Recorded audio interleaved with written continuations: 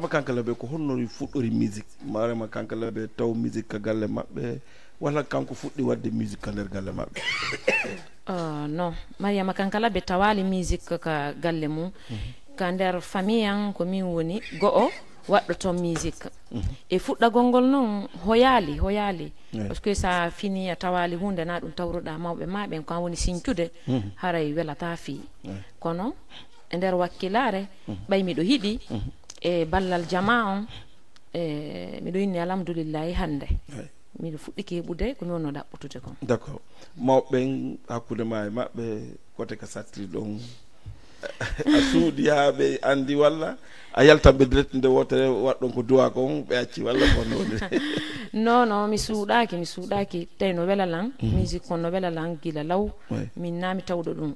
kono ɓay no wela lan mi fuɗɗori taw ka école ka wonno ka kermesse ji yaari noon ha mi wawi natugol ka tournugol pese ɓayla gandi sa woni tournowo pese siɗa fa haray hande kadi a heeɓi heɓay relation an e artiste ɓe ɗimmo woɓɓe goo donc noon yaari ha mi hewti wona ɗo ni hande. D'accord,